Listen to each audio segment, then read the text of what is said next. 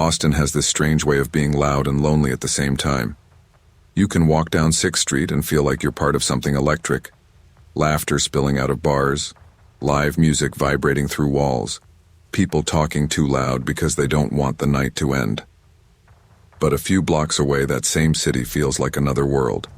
The air gets still, and the silence feels heavier than it should. That's where I worked. A little wine bar tucked between a tattoo shop and an art gallery. It wasn't much, but it paid the bills. I'd moved downtown 6 months earlier after splitting rent with 2 roommates in Hyde Park. I was 23, trying to figure out what I wanted out of life, or maybe just trying to keep the lights on. That April night started like any other. My last customers left a little after 1 in the morning. I counted my tips, locked the front door, and slipped the keys into my bag. The air outside smelled like wet concrete. It had rained earlier, just enough to make the streets shine under the neon. My sneakers squeaked slightly with each step. I remember feeling good, tired, but content. The kind of tired that means you've earned sleep. Then I heard footsteps behind me, soft, steady, matching my pace. When I glanced over my shoulder, I saw a girl about my age, long dark hair, denim jacket, messenger bag slung across her chest. She smiled when our eyes met. "Hey," she called. "You walking alone? Want to walk together? It's safer that way." Her tone was casual, friendly, maybe too friendly. Every safety video I'd ever watched flashed through my mind, but she didn't look dangerous. She looked like me. I hesitated. "Sure," I said finally. "I'm heading toward 8th. "Perfect," she said, quickening her steps to match mine. "I'm Kim." "Chloe," I replied. We fell into an easy rhythm, chatting about work, music, the weird Austin weather. She said she bartended a few blocks away and had just finished her shift too. I started to relax. She was funny, sarcastic, and surprisingly easy to talk to. We even laughed about our customers, the drunk flirters, the lousy tippers, the ones who thought bartender meant therapist. For a few blocks, it felt like a chance encounter that turned into instant friendship. But sometimes danger doesn't announce itself. It just waits for the right moment. We passed a late-night diner, its fluorescent lights humming through the windows, and a couple of men smoking near the curb. One of them muttered something under his breath as we walked by, and Kim rolled her eyes. "Ignore him," she said with a smirk. "Downtown creeps. Can't go one night without one." I laughed awkwardly, but her tone made me feel safe, like she'd done this before, like she knew how to handle herself. That confidence was comforting, even if something deep down told me to stay alert. "So you live around here?" I asked. "Yeah," she said. "Just off Pine Street." "You?" "About 10 blocks east," I said. "New apartment." "Oh, nice. You're close then." She smiled again. "You should stop by for a drink sometime. I've got a balcony view that's criminally underused." I smiled politely. "Maybe." We walked another block, and the streets got quieter. Fewer people, fewer lights. The hum of traffic faded behind us, replaced by the echo of our footsteps. She slowed near a narrow side street and gestured left. "This way's faster," she said. "I can cut through to my place." I hesitated. The street she pointed to was darker, lined with old brick apartments and flickering streetlights. "I usually stick to the main roads," I said. Kim laughed softly. "Come on, it's fine. I walk this way all the time." Something in her eyes changed then, not enough to notice if you weren't paying attention, but enough that I felt my pulse quicken. It wasn't warmth anymore. It was something else. Calculation, maybe. Still, I followed her. I told myself not to be paranoid, that I'd be back on the main road in 2 minutes. But as we turned the corner, the sound of the city vanished completely. The air was thick, heavy, quiet in a way that pressed against my skin. Kim looked over her shoulder and smiled again, but this time it didn't reach her eyes. "Almost there," she said. We stopped in front of a narrow building with cracked paint and a dim porch light. The windows upstairs were dark, but I caught a flicker, the curtain shifting slightly like someone was watching. "This your place?" I asked carefully. "Yeah," Kim said, brushing her hair behind her ear. "Don't judge. It's old, but it's mine. You live alone?" She smirked. "Mostly. Why, you jealous?"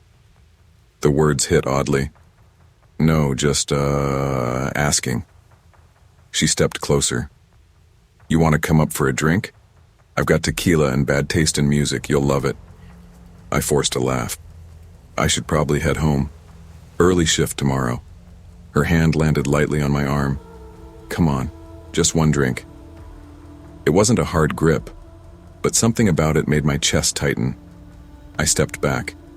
"No, really, I should..." Her fingers tightened. "Don't walk away," she said, voice lower now. Almost a hiss. My body froze. Every instinct screamed, "Run!" But fear pinned me for half a second. Then a man's voice cut through the air. "Hey, you okay?" An older man stood across the street leaning on a cane. Mr. Ortega, the neighbor who swept his sidewalk every morning. I'd seen him before from the bar. Kim's expression changed instantly. Wide eyes, fake concern.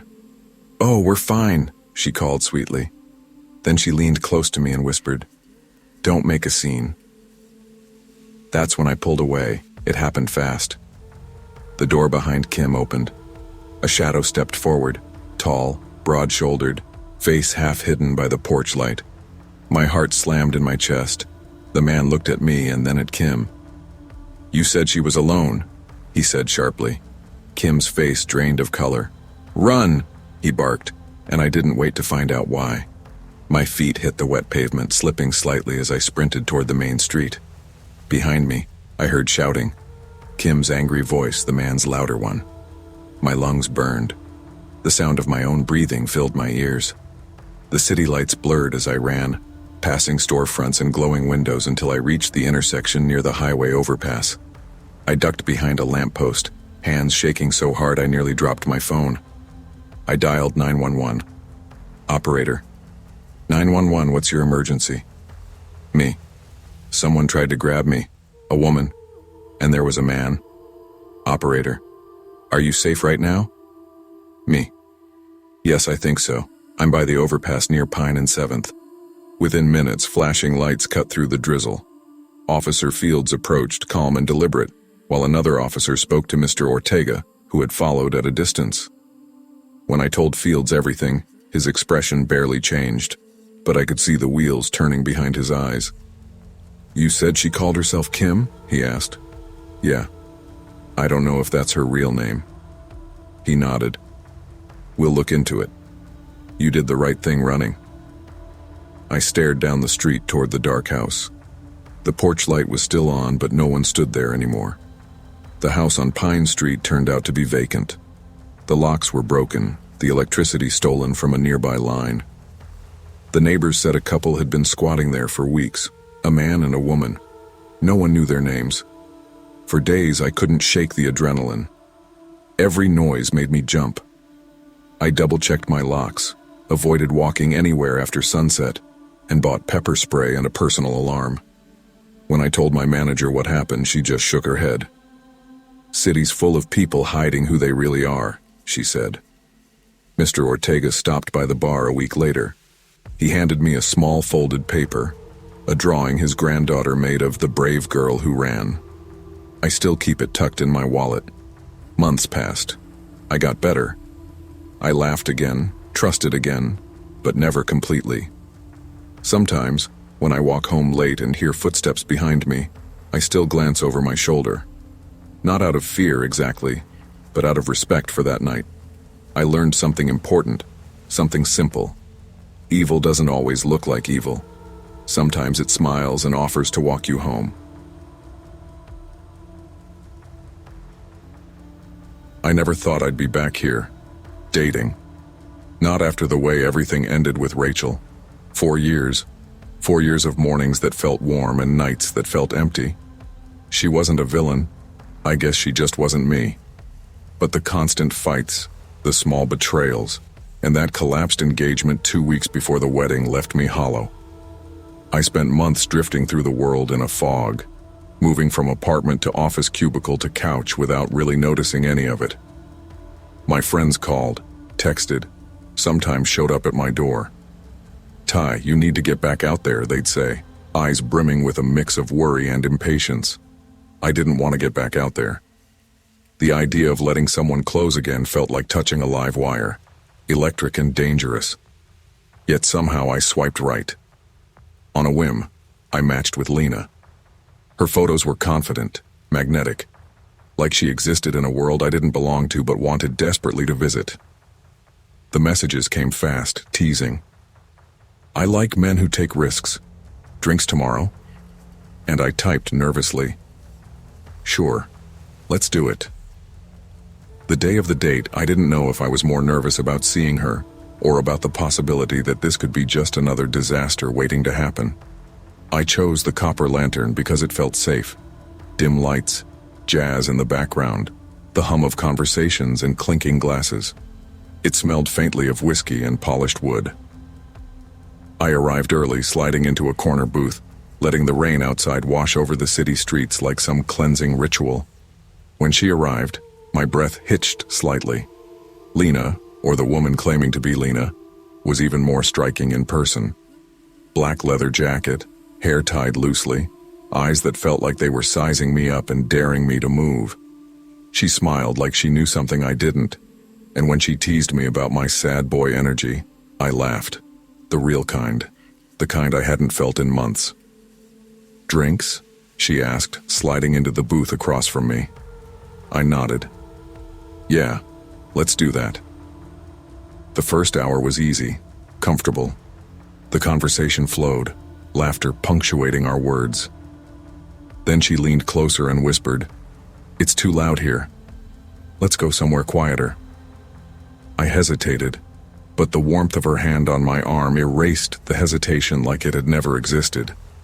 The lounge she led me to was smaller, more intimate, soft lighting, slow music, the kind that seemed to draw everything else away until it was just the two of us. She poured me a drink, fruity, sweet, almost innocent. I clinked glasses with her. "To new beginnings," she whispered. And then, black.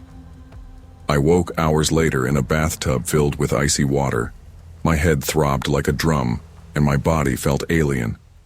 I blinked against the harsh light, trying to remember the walk from the lounge, the taxi ride, anything. But it was gone. My phone, wallet, and watch were missing. The motel room was silent except for the dripping faucet. I stumbled outside barefoot, rain-slick pavement cold under my feet, and squinted at the morning sun catching the cracked motel sign. It didn't take long to realize I had been violated. The videos arrived later that day via email. Clips of me unconscious, positioned in ways that made my stomach churn, and a demand for $5,000. Threats to reach my employer if I didn't comply. I wanted to scream. I wanted to delete everything and pretend none of it had happened. But Erin, my sister, was the first person I told. Her voice was soft, reassuring, but firm. "Ty, this isn't your fault. They prey on people who want to feel alive again." I muttered, staring at the screen. I just wanted one normal night. It wasn't normal, not in any way. The woman I'd met wasn't Lena. She had no name, no history, just a fake profile crafted to lure me into a trap. Weeks later, while scrolling the dating app, a match appeared. Same photo, same smile. Name slightly altered, Lena M. Her bio read, "We all make mistakes. Some are worth repeating." I froze. The rain began again outside my apartment window, and for the first time I didn't move. The days following were a haze of fear and disbelief. I double-checked my accounts, deleted emails, and changed passwords, but my mind kept returning to her smile, to the way her hand had felt on mine. I replayed every moment, every word, looking for a warning I had missed. I called the police. They listened with polite patience, the kind reserved for someone telling a story that seemed plausible but could never be proven. They noted it as extortion and cybercrime, but offered little hope of recovering my money or even catching her. I realized the danger was deeper. It wasn't just me. There were others. Men and women lured in, violated, and left terrified. The truth was brutal. These were organized rings, sophisticated, patient, and untraceable. Erin checked in on me daily, worried I'd let the fear completely unravel me. "Ty, they don't get to define your life," she said, voice trembling with worry. I wanted to believe her. I wanted to reclaim some fragment of normalcy, but the thought of Lena, or whoever she really was, loomed over me constantly. Every message, every notification, every stranger on an app became a potential threat. Trust, once broken, couldn't be put back together easily. I stopped dating altogether. Coffee shops, bars, even the idea of conversation became fraught with anxiety. Yet life demanded motion. Work, friends, errands. I moved through them mechanically, wary of every interaction. Then, one night, my phone buzzed. Lena M., again, same photo, same playful smile. My thumb hovered over the screen. I wanted to block, delete, erase the reminder of my helplessness, but I didn't. Part of me needed to understand why this was happening. Part of me still craved the connection I thought she offered. I stared at the screen long after the message notification faded. Fear, anger, and longing tangled together, a storm more violent than the one outside my apartment window.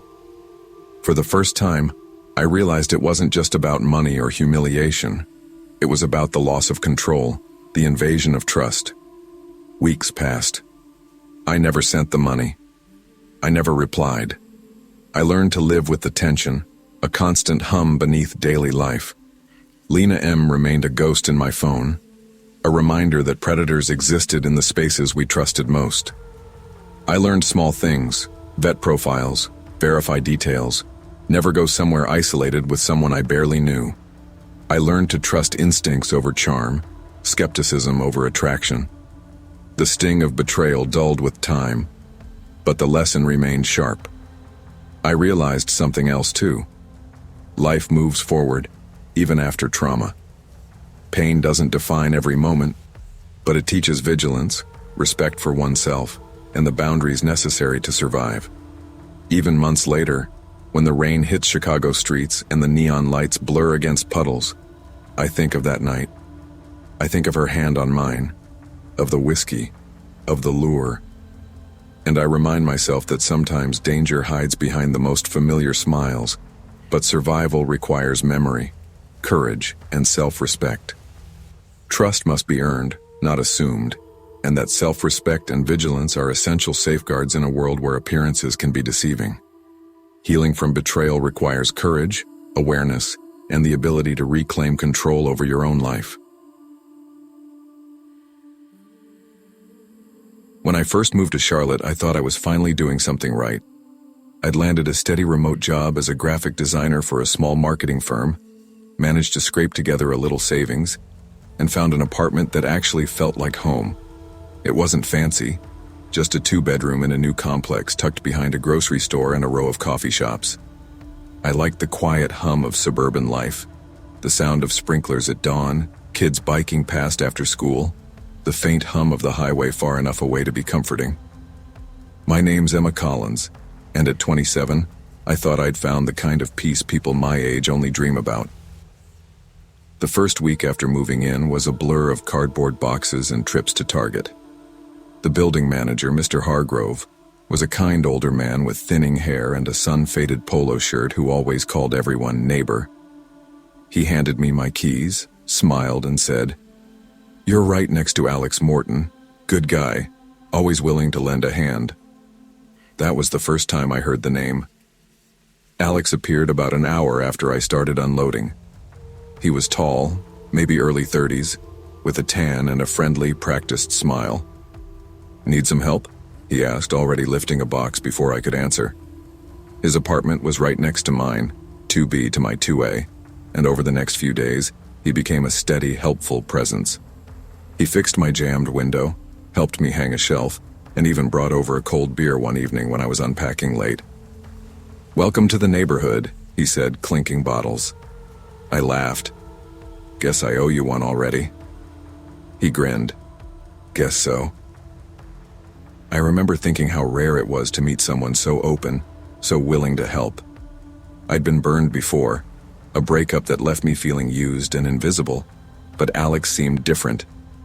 Kind, attentive, neighborly, maybe even too neighborly. But I brushed that thought aside. He was just being nice. By the second week, I knew his schedule better than I meant to. He worked odd hours, sometimes leaving early in the morning, sometimes returning past midnight. I told myself it wasn't my business, but once or twice I caught him outside my window smoking, looking up like he was thinking deeply about something. When our eyes met, he'd smile and wave, as if to say nothing to worry about. And for a while I believed it. The first strange thing happened on a Tuesday night. I'd just gotten off a Zoom call with a client, shut down my laptop, and went to take out the trash. It was humid outside, thick air clinging to my skin. I tossed the bag in the bin, turned to go back, and noticed my apartment door was open. Not wide, just slightly ajar. My chest tightened. I knew I'd locked it. My building had key fob locks. They clicked loudly. I pushed the door open slowly, heart pounding, scanning every corner. Everything looked fine. Couch, TV, kitchen, nothing missing. I tried to laugh it off. Maybe I'd pulled the door but hadn't latched it completely. But that night I couldn't sleep. My mind replayed the door swinging open, the sound of the lock clicking earlier that evening. The next morning, I mentioned it to Alex in passing. Hey, weird thing. My door was open last night. Thought maybe you saw anyone around. He frowned thoughtfully, then smiled. Nah, but you should be careful. Not everyone around here is as friendly as me. The way he said it was teasing, but something in his tone made me uneasy. Still, I thanked him and went back inside. It was probably nothing, except it kept happening. Little, almost imperceptible things. A coffee mug moved slightly from where I left it. My desk chair turned at an odd angle. My bedroom window unlocked even though I never opened it. It was all small enough to make me question myself. Was I losing it? Forgetting things? Maybe working too much? Then one evening I found my living room lamp turned on when I came back from a grocery run. That's when the anxiety began to creep in. Slow, silent, steady. I told myself I was being paranoid. I even laughed with Alex about it once, pretending it didn't bother me. I'm starting to think my apartment's haunted, I joked. He smiled, that easy grin of his. Or maybe someone just likes your decorating. For the first time, I didn't laugh back. By late August, my apartment didn't feel like home anymore. I'd started locking my door even when I was inside, keeping curtains drawn, jumping at sounds I used to ignore. One afternoon, while watering the plants on my balcony, I found a small brass key taped underneath the welcome mat. My breath caught. The tape was still fresh. I picked it up, turning it over in my hand, wondering what it unlocked.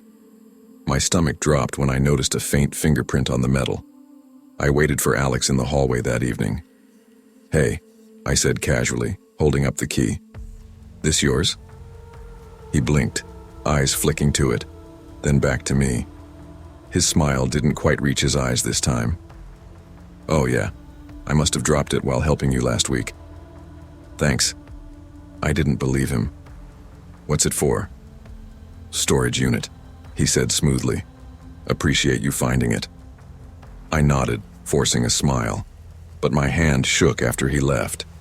That night I pushed a chair under the doorknob and slept with my phone on my chest. 2 days later, I woke up to find the balcony door slightly open. Just an inch, but it hadn't been before. I ran outside, heart racing, scanning the courtyard. A shadow moved behind Alex's blinds. That was the moment I knew. I wasn't imagining this. Someone had been inside. The next evening, I saw Alex waiting in the hallway. He smiled. Hey, you've been quiet. Everything okay? I forced a laugh. Just busy. You should come over for dinner sometime, he said lightly. I've been meaning to cook for you. Neighborly thing to do. No thanks, I said quickly, stepping past him. His smile faded. You don't trust me, do you? Alex? He leaned in slightly, voice lower. You don't have to be afraid, Emma. I backed up. I'm not. He smiled again, but it was cold this time. Good.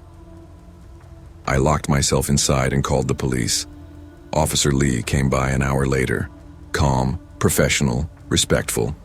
He changed my locks, filed a report, and installed a temporary latch. If anything else happens, you call us immediately. That night, I heard footsteps outside my door. Slow, deliberate. They stopped just long enough for me to know he was there, listening. Within 2 weeks, I moved out. Packed everything in silence, avoiding the window, ignoring the feeling of eyes on me from next door. Officer Lee helped me file a restraining order, but Alex never resisted, never contacted me again. It was almost like he'd vanished. I found a new apartment across town.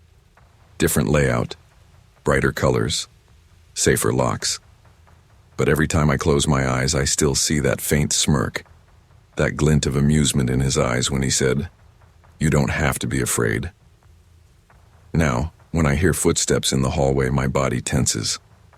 When I leave for groceries, I double-check every lock. And at night, I keep the lights low but never off. Because even though I left that apartment behind, I didn't leave the fear. It followed me. Quiet, invisible, familiar. I guess some neighbors never really move away.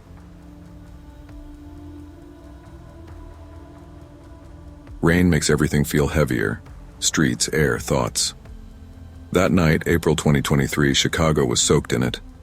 The Rusty Anchor bar sat half buried in shadows under a flickering neon sign that buzzed like a dying light bulb. I remember muttering to myself, "Nothing can go wrong tonight." That should have been the first red flag. It had been 2 years since I left the Navy.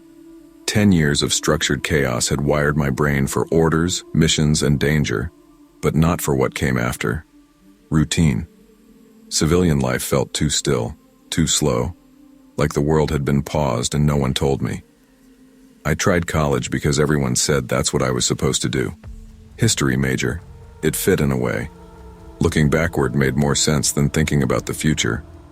People told me I looked fine, but fine doesn't mean normal. I hadn't been on a date in over a year. My ex, Tess, had ghosted me right before deployment. No goodbye, no explanation. Just silence. That kind of thing changes how you read people. You start seeing what they hide behind smiles. I met Isla on a dating app. Her profile wasn't like the others. No selfies at the beach, no inspirational quotes. Just a photo of her in a library, face half hidden by a paperback copy of the Maltese Falcon. Her bio said, "Coffee or conversation, whichever lasts longer." I typed, "I'm better at conversation than coffee." She replied within minutes, "Then let's test that theory. Coffee first or drinks?" That's how we landed on the Rusty Anchor. I almost bailed twice that afternoon. I told myself I'd just show up, have one drink, make polite conversation, and leave before midnight. Simple, controlled, safe. When I walked in, the place smelled like old wood and spiced cider. A blues track hummed through the speakers. She was already there, hair pulled back, red scarf, calm posture that looked practiced. When she saw me scanning the room, she grinned. "You're used to scanning rooms, aren't you?" "You could say that," I said, forcing a smile. "Military?" "Yeah, Navy." "Thought so. You've got that posture that says, 'I know where every exit is.'" That made me laugh, which surprised both of us. The bartender nodded when I ordered whiskey. Neat. Isla got gin with lime. For the first half hour, it was easy. Talk about favorite movies, music, Chicago winters. She told me she was a freelance editor, said she liked stories about people who weren't who they said they were. Maybe I should have caught the irony there. About an hour in, the conversation took a turn. She leaned in, lowering her voice. "Can I tell you something weird?" "Sure." I used to have a stalker. I tensed up instantly. Old instincts, scanning for exits, gauging her tone, checking the mirror behind the bar. It's not dangerous anymore, she added quickly, laughing it off. He was just intense. Followed me online, once waited outside my building. But I filed a report. Haven't seen him since. I nodded, but something in her casual tone didn't sit right. Her hand stayed still on the table, but her eyes kept flicking toward the fogged-up window. You okay? I asked. Yeah, she said, just making sure he's not out there. She smiled again, but it didn't reach her eyes. I took a sip of whiskey and told myself I was overreacting. PTSD plays tricks sometimes, turns shadows into threats. When I offered to walk her to her car, she surprised me. Actually, she said, I'll drive you. You've been drinking, right? Safety first. There was something so confident about the way she said it that I didn't argue. We left together, her umbrella slicing through the rain. Her apartment was on the north side, a narrow 2-story building near a park. She said her roommate was gone for the weekend. When we stepped inside, something immediately felt off. The door was unlocked. Thought you said your roommate wasn't home, I said. She's not, Isla replied lightly. I must have forgotten to lock it, it's a safe neighborhood. But her kitchen counter told a different story. A bowl of cereal half full, milk still glistening, spoon untouched. The kind of detail that screams, someone just left in a hurry. She caught me staring. Relax, she said. I don't bite. You're acting like you're clearing a room. Force of habit, I said. She poured 2 glasses of wine, motioning me toward the couch. I noticed a baseball bat leaning by the door. You play? I asked. Not really, just feel safer having it around. That's when a shadow moved past the window.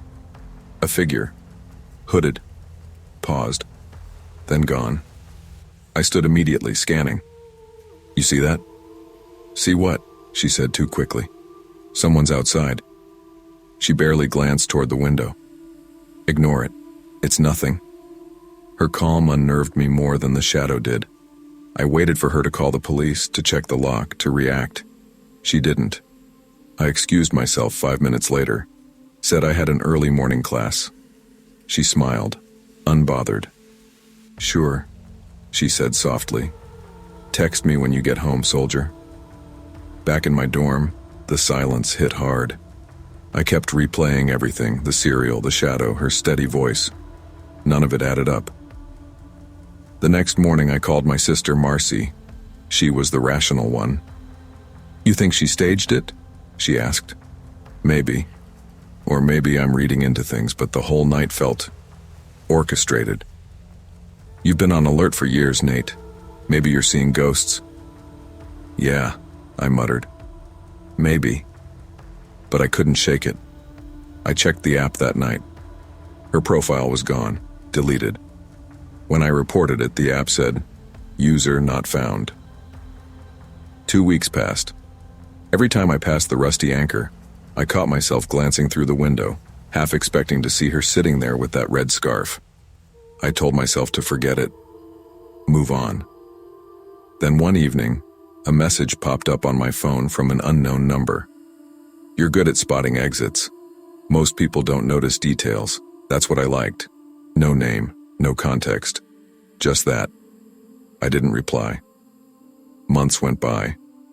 I deleted the dating apps, focused on school, therapy, and getting back into running. But late at night, when the city went quiet, I'd think about that night. The cereal bowl, the calm smile, the test I didn't know I was taking. Was she the stalker? Was she baiting one? Or was I the experiment, seeing how a trained man reacted under false pressure? The truth didn't matter. What stayed with me was the feeling that somewhere in that apartment the real story had already been written and I'd just wandered into the last chapter. Sometimes I walk past the rusty anchor again. Same flickering sign, same cracked sidewalk. Every puddle reflects the same question I still don't have an answer for. What if she wasn't testing me to find safety? What if she was testing how fear works? In a world where people share more than they should and trust faster than they think, not every danger hides in the dark. Some sit right across the table, smiling, curious, and watching how you react. Never ignore the unease that keeps you alive. Instinct is not paranoia. It's experience remembering what safety costs. I was 11 years old the first time I stayed home alone overnight. It was June 2012 in our quiet neighborhood in Boulder, Colorado. The kind of place where people left bikes on lawns and kids still played tag past sunset.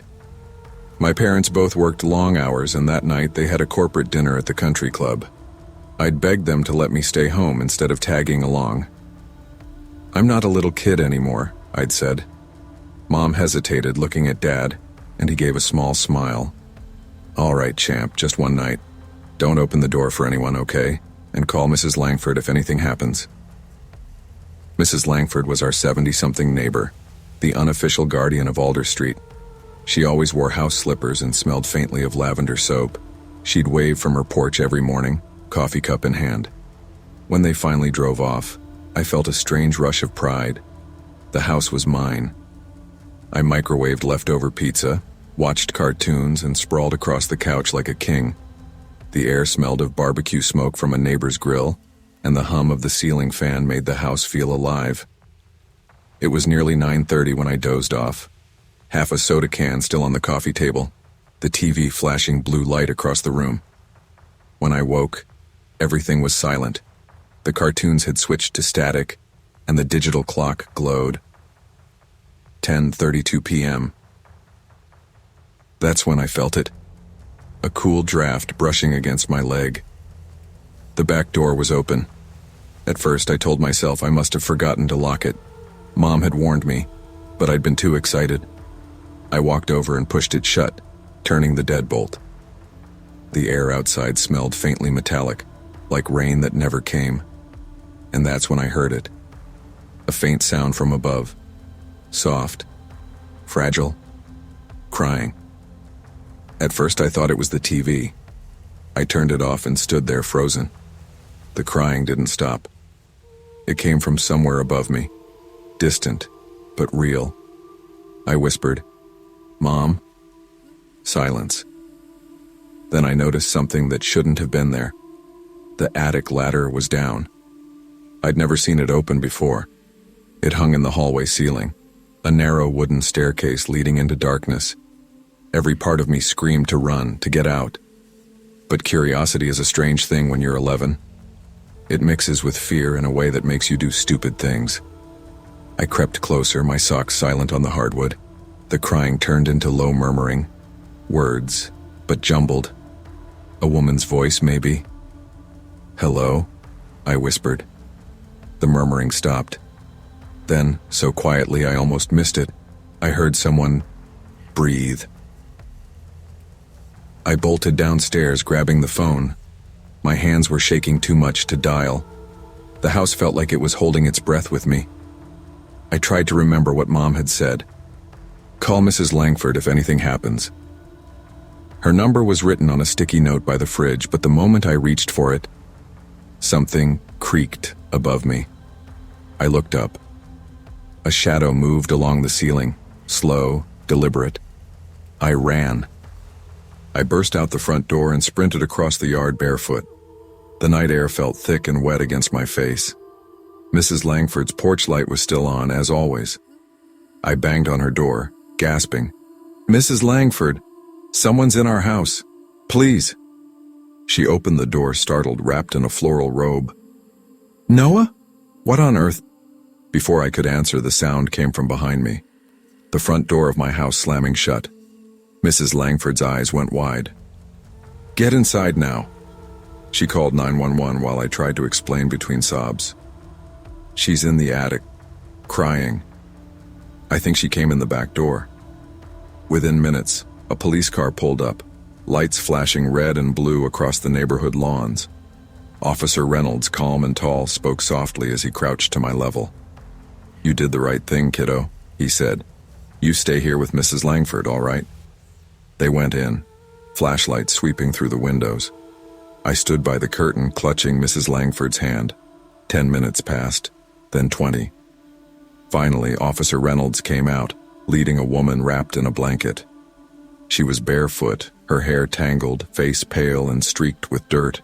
She looked terrified, not angry, not violent, just lost. That was Clara Wynne. Later, Officer Reynolds explained that Clara had wandered away from a mental health care facility 2 miles away. She wasn't armed or dangerous, just deeply disoriented. She thought she lived here, he told my parents when they came rushing home. Apparently, she's been looking for her old house, same model, different street. I sat on the couch, trembling, listening as adults spoke in hushed tones. I could still hear her voice in my head, the way she whispered, "I need to see my real face," over and over in the attic. Mom held me all night, apologizing again and again for leaving the back door unlocked. For weeks after, I couldn't sleep without a nightlight. Every creak in the walls made me freeze. I'd wake up from dreams where I heard crying above me. Dad tried to make it better. He installed new locks, an alarm system, even a motion sensor. But what I learned that night couldn't be fixed with hardware. It wasn't just about fear. It was about how fragile safety really is, how fast it can shatter. Now I'm 30, living 3 states away. I still lock my doors twice every night. My wife laughs about it sometimes, says I'm overly cautious. She doesn't know the whole story. I just tell her that once, when I was a kid, something scared me enough to never forget. But every summer evening when the light hits just right and the air smells like cut grass, I remember that night in Boulder. I can still picture the shadow at the top of the attic ladder, the sound of quiet crying drifting down. Sometimes I wonder what became of Clara Wynne. I looked her up years ago. She was re-hospitalized, then moved to a long-term care home. She never hurt anyone. She was just lost. And maybe that's the hardest part to reconcile. I was terrified of someone who needed help. That realization changed something in me. Fear kept me alive that night, but empathy kept me human afterward. Fear can protect us, but if we let it harden, it becomes something darker. True safety doesn't come from locked doors or alarm systems. It comes from awareness, from compassion, and from understanding that sometimes the monsters we imagine are just broken people, lost in their own darkness. Noah's story reminds us that vigilance and empathy must coexist, because one keeps us safe and the other keeps us human. The first frost of November 2024 glazed Portland with a brittle white sheen. I zipped my coat against the chill and paused outside the Pine Lantern Cafe, watching my breath curl like smoke into the cold evening. Warm light spilled from the windows, golden against the frosted sidewalks, and for a moment I hesitated. I'd spent months scrolling through dating apps after the breakup, promising myself, just one person, one conversation, nothing more. I'd been in a relationship for 6 years that slowly eroded who I was. My ex was magnetic in public, funny, charming, full of easy smiles. But in private, he manipulated me, controlled me, and convinced me I couldn't trust anyone else. Friends drifted away under his subtle pressure, and family gatherings became battlegrounds for him to remind me that no one else could understand me like he did. After the breakup, nights became sleepless, filled with racing thoughts, and my mother called nightly. "Are you eating? Are you safe?" she asked, her voice laced with concern. "I'm fine, Mom," I'd said, forcing a smile, though my chest felt heavy with unease. 2 months ago, I matched with Evan on Hinge. His profile seemed harmless. Thoughtful quotes, carefully curated playlists. But he reached me in a way that felt safe. Texts ran long into the night, full of small jokes and questions about music, books, and childhood memories. It felt good to feel heard again, though that cautious whisper in my head said, "Be careful." Tonight, I was meeting him for the first time. The cafe was quiet, scented with cinnamon and roasted coffee. He was already there, seated by the window, scarf wrapped neatly around his neck, hands wrapped around a mug. "Natalie?" he asked, his voice hesitant but warm. "Evan, hi," I said, heart fluttering. Conversation flowed easily. We spoke about school memories, family traditions, small embarrassments from youth. His laugh was soft, unforced, and I felt myself relaxing in a way I hadn't for years. We talked about goals, hopes, the little dreams I hadn't shared online. As I glanced out the frosted window at the quiet street, I thought maybe I could let myself trust again. We lingered after the cafe closed, walking along the riverwalk. The night was crisp, stars hidden behind clouds, and the gentle hum of city life seemed distant. I remembered telling myself, it's okay to be cautious, but it's also okay to hope. Over the next 2 months, Evan and I fell into a rhythm. Coffee shops, quiet museums, long walks along cobbled streets. He remembered tiny details. My favorite pastry, the way I tucked my hair behind my ear, my mother's nightly calls. Each time I felt a little safer letting someone into my life. But then, one Friday, he vanished during a video call. The screen froze. Chat messages went unanswered. My stomach twisted. That creeping dread I thought I'd left behind returned like a shadow. A few days later, I noticed a white sedan parked across the street from my apartment. The engine hummed faintly, the headlights dimmed, but something about it made my pulse spike. Messages appeared on my phone from an unknown number. "You said you missed me." My hands shook as I dialed the number. A whisper came through the line, soft and familiar. "I didn't ghost you, I just moved closer." Panic washed over me.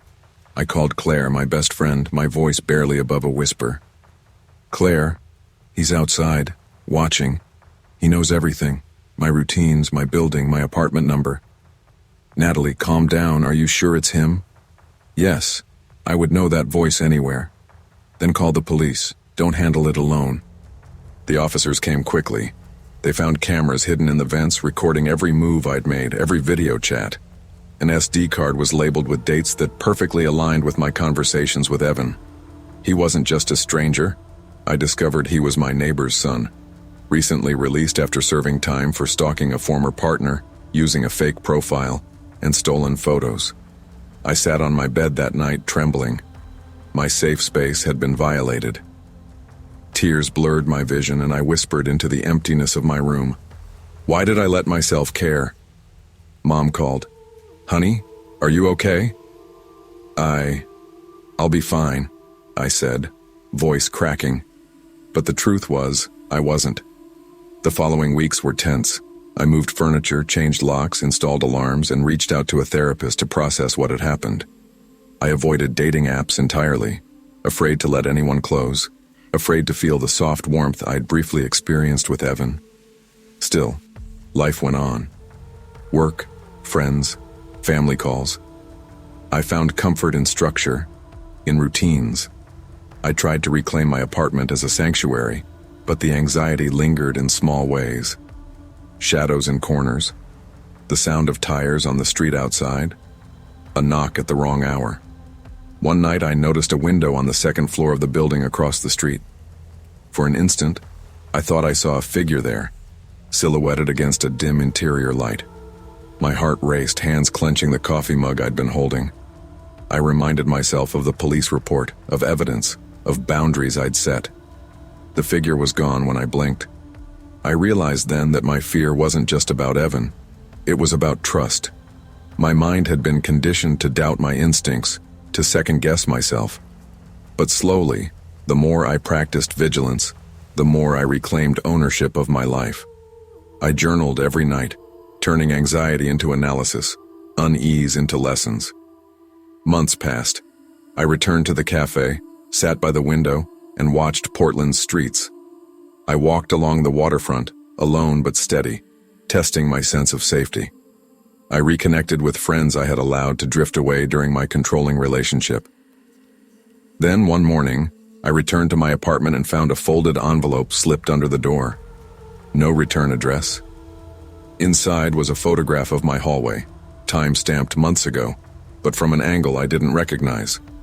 Beneath it was a note, precise and small. I remember everything, but now you do too. My chest tightened, a cold tremor sliding down my spine. But along with fear, I felt resolve. I had survived. I had grown. And even though someone, or something, had crossed the boundaries of my life, I had rebuilt my strength, my awareness, and my boundaries. The first winter storm of December brought snow thick enough to silence the city. I shoveled the driveway, headphones on, but my mind remained alert, tuned to details. Vehicles passing, footsteps on ice, lights flickering in neighboring apartments. I returned home, placing a kettle on the stove and checking the locks one last time. Sitting down with a notebook, I realized something. The fear, the betrayal, the violation. They had shaped me, but not broken me. I had learned to listen to intuition, to trust instincts, and to protect my emotional and physical space. The envelope, the photograph, the whispered voice. These were remnants of someone else's recklessness, not my weakness. I had the power to control my reactions, to set boundaries, to rebuild trust slowly, but deliberately.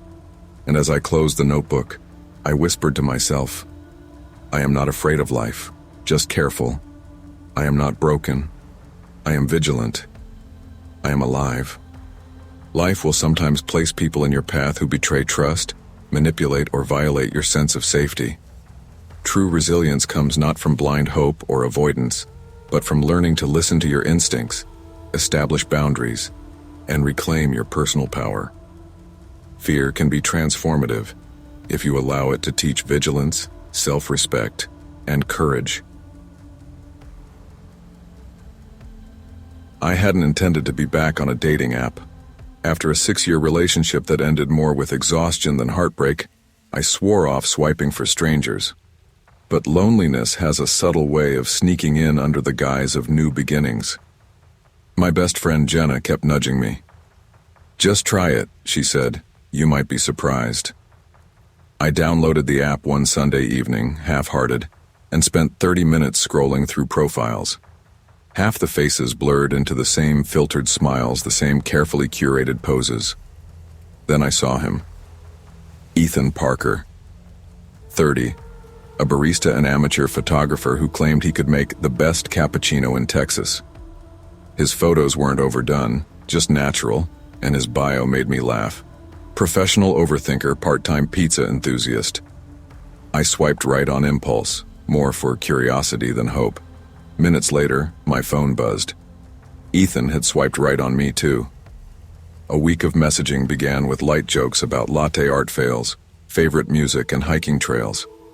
There was a rhythm to our conversation that felt effortless. Then came Friday, the day we decided to meet. I dressed carefully, choosing a casual dress I felt confident in and sneakers for comfort. The rooftop bar he suggested was downtown, a quiet spot with fairy lights and a view of the city skyline. My stomach fluttered in anticipation. I arrived first, ordered a drink, and picked a table near the edge so I could see the whole bar. Ethan appeared 20 minutes later carrying a bouquet of daisies, an oddly sweet touch. "Hey, you're even better in person," he said, voice easy, a smile that crinkled the corners of his eyes. I felt a blush creep across my cheeks. "Thanks. You're not so bad yourself," I replied, tucking my hair behind my ear. We laughed, exchanged stories about ridiculous jobs we'd had, and shared a few small secrets. I was surprised at how comfortable I felt. But as the night went on, little things began to nag at me. He reached across the table a bit too eagerly when I mentioned my drink. "I can hold that for you," he said, grabbing my hand lightly. I pulled back subtly. He smiled, but his eyes lingered, and a small prick of unease crept into my chest. I brushed it off, telling myself I was imagining things. Ethan suggested moving to a quieter spot on the rooftop closer to the edge where fewer people were sitting. "It'll be more private. I don't like crowds," he said, almost pleading. I hesitated, My gut screamed caution, but the night had been so easy so far. We slid into the secluded corner and the view of the city lights distracted me for a moment. The conversation continued, but a subtle tension hovered. Ethan's questions shifted from casual to pointed. "Where do you live exactly? Who else knows you're out tonight?" I felt my stomach tighten. "I don't usually share that info right away," I said cautiously, trying to keep the tone light. He laughed, but it was sharp. "Fair enough. Just seems, I don't know, distant." His hand brushed mine again, lingering this time. I withdrew slowly. "I like keeping some things private," I said firmly. The rest of the night felt off.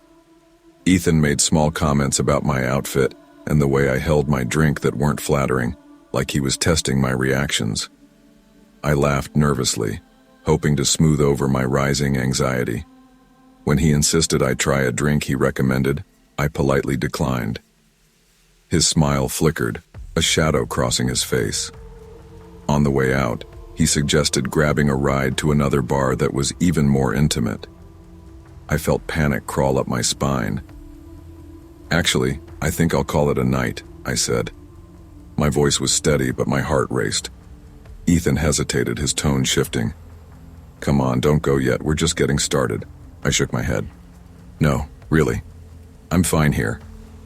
He didn't push physically, but the insistence in his tone left me uneasy. I left with a tight grip on my keys, my phone clutched like a lifeline. Walking through the streets of Austin, I realized how quickly charm could be a mask and how important it was to listen to that inner voice screaming caution. A week later, Ethan messaged, apologetic, claiming he just got caught up in the moment. I debated replying, but curiosity got the better of me. We exchanged casual texts, nothing heavy, nothing personal. Then came subtle nudges. "You should come out tonight. I just got a table at this place, you'd love it." Each time my intuition screamed no. But each text made me anxious. What if I overreacted? What if I was just being paranoid? One Thursday, he sent a message. "I feel like we have a connection. Don't shut me out. I really like you." I stared at the screen, heart hammering. It was flattering, but my skin crawled. I typed, deleted, typed again. Finally, I sent, "I think we should slow things down. I'm not comfortable moving this fast." Ethan's reply came almost immediately. "Are you saying you don't trust me? I'd never hurt you. Why are you being so distant?" I felt a rush of heat. I hadn't said anything about trust, just a desire for boundaries. But his reaction made me second-guess everything. I put my phone down, breathing deeply, and reminded myself that discomfort is a signal, not a flaw. I deserved to feel safe. Saturday night, I agreed to meet a friend at a coffee shop. While waiting, Ethan appeared, uninvited. My stomach dropped. "Ethan, what are you doing here?" I said, trying to mask panic with annoyance. "I just wanted to see you," he said too casually, stepping closer. My chest tightened. He wasn't listening to my boundaries. My hands clenched around my bag strap. "Listen, I've told you I'm not comfortable with this.